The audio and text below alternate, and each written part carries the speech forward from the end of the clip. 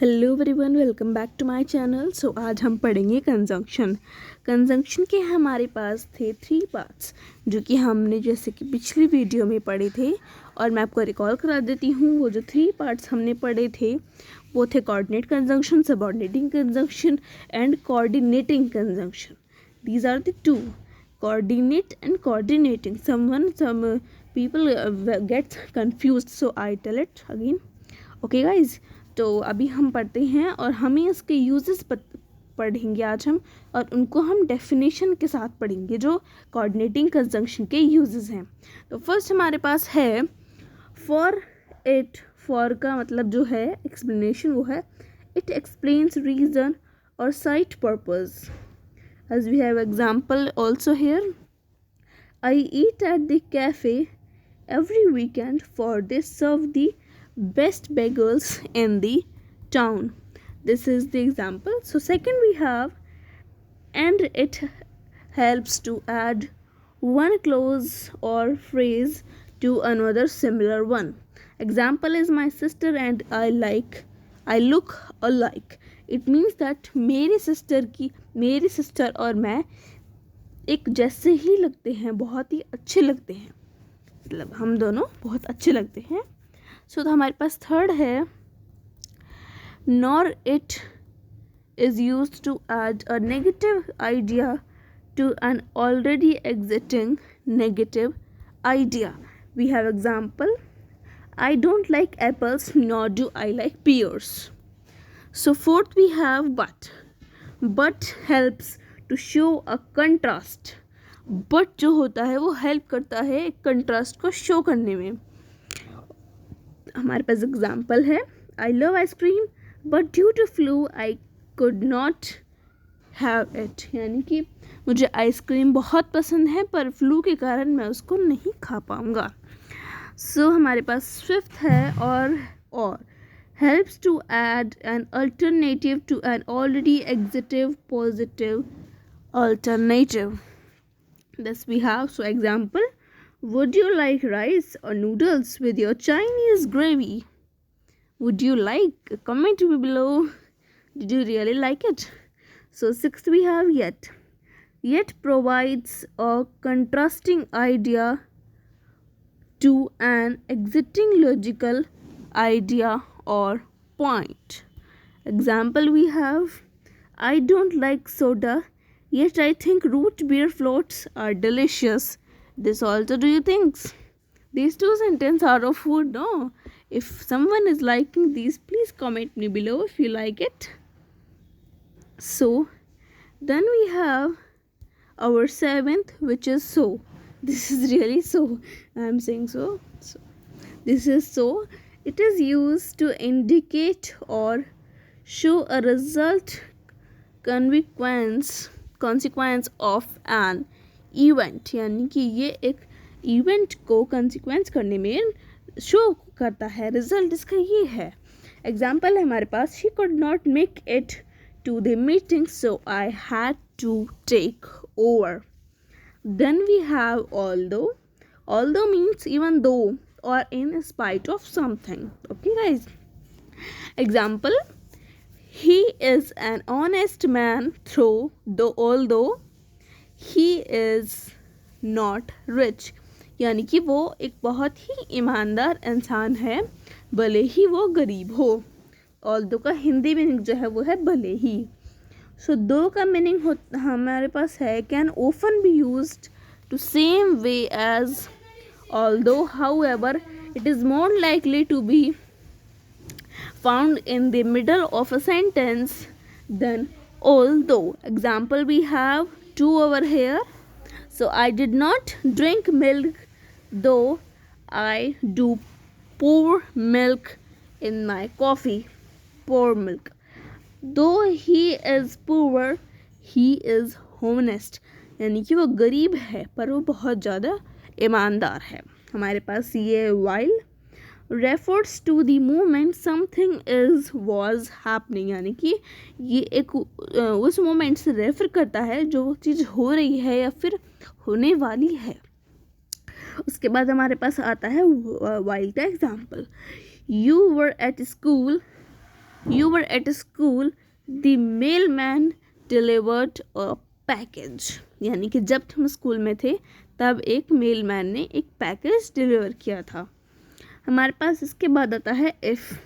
Introduce what to do in the event that something happens, and the example is if you get hungry before dinner you can eat an apple. यानी कि अगर तुम, if Hindi meaning is अगर, सो अगर तुम भूखे हो तो डिनर से पहले तुम एक एप्पल खा सकते हो. उसके बाद हमारे पास आता है until. Until means up to point that something happens. After that we have example 2 over here. One is correct and one is wrong. And this is a sentence. My mean to say is that this is 2 sentences written over here, but the meaning of these are calling a single thing. So it write it in a 2 way. So first of all we write first one. We would not leave this place until you promise to help him. यानी कि मैं जब तक इस जगह को नहीं छोड़ूंगा जब तक तुम ये प्लेस नहीं छोड़ोगे. सो यहाँ पर until जो है वो place and you के between में है. हमारे पास सेकेंड एग्जाम्पल है you would not leave this place until you do not promise to help him.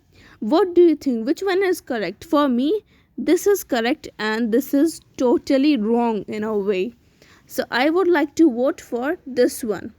I will cross it for this one. Okay guys. So then we have unless. Refers to the conditions or if not. Unless जो होता है वो if not की conditions में आता है हमारे पास. So you will not pass unless you work hard. यह हमारे पास example है कि तुम जब तक पास नहीं होगे जब तक तुम वर्क हार्ड नहीं करोगे. Okay. Then we have lest. Lest means otherwise. You have a negative meaning after lest should is use. This one we are reading. So first example is run with care lest you should fall. यानी कि care के साथ भागो और ताकि तुम गिरो ना. इसका मीनिंग ये है. But this is correct in a sentence. And the second one we have run with care you should not fall. This one is totally wrong. Like this we have written this one is correct and this is wrong, and wrong is over here as we can see. Here also wrong we can see here. This is the wrong. So I vote for it correct. For this I vote wrong.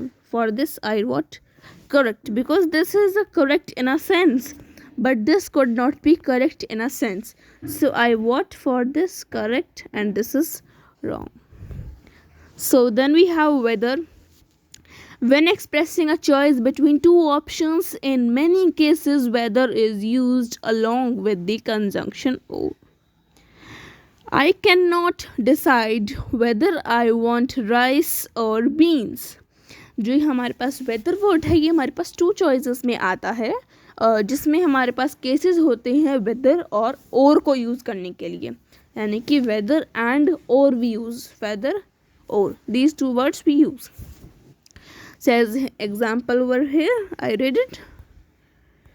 So now because explains the reason for something. I am staying home tonight because Sarah cancelled our plan. ये because क्या है? because हमारा बहुत ही ज़्यादा easy word है जिसको हम काफ़ी टाइम से यूज़ करते आ रहे हैं. जैसे कि जो बच्चे CBSE से रिलेटेड इस वीडियो को देख रहे हैं उन सब के स्कूलों में इंग्लिश ही एज स्पोकन बोली जाती होगी, और ICSE बोर्ड ने भी. बस जो बच्चे गवर्नमेंट स्कूल से देख रहे हैं उनके स्कूल में हिंदी का यूज़ होता होगा तो वहाँ पर वो लोग बिकॉज यूज़ नहीं कर सकते. बट जैसे कि हम इंग्लिश बोलते हैं तो हम बिकॉज बहुत से वर्ड्स में बोलना पड़ता है. पता नहीं हम कितने एक दिन में हम कितनी बार बिकॉज वर्ड्स को बोल देते होंगे. Because although if they are the general words since then otherwise if these are the words we use then though until, while, these are the some common words. So also common word, these are using like because also. So because जो है वो एक reason को explain करने के लिए use होता है. जैसे कि आप अपने फ्रेंड से पूछेंगे कि तुम वहाँ पर क्यों नहीं आए. सो हम इसको इंग्लिश में ही बोलेंगे why are you not came there. So फिर वो बोलेगा, फिर वो आपको आंसर करेगा because I was there. So because is using because of it explains the reason. So here as example, when I told him, this is the second one, I am staying home tonight because Sarah cancelled our plan. This is what example. So since is used to talk about the amount of time that something has been happening, you can also use since as a synonym for because. यानी कि सिनोनियम की उसमें भी आप since को use कर सकते हैं because बनाकर. तो हमारे पास यहाँ पर 2 एग्जाम्पल्स हैं. She has been wearing makeup since he was 16 years old. ये कह रहा है यहाँ पर कि ये जो लड़की है ये पिछले 16 सालों से मेकअप का यूज़ करती है. तो हमारे पास सेकेंड एग्जाम्पल है, he has been afraid of driving since the car crash last year. यानी कि वो ड्राइविंग से बहुत ज़्यादा डरता है जब से उसकी कार लास्ट ईयर क्रैश हुई है.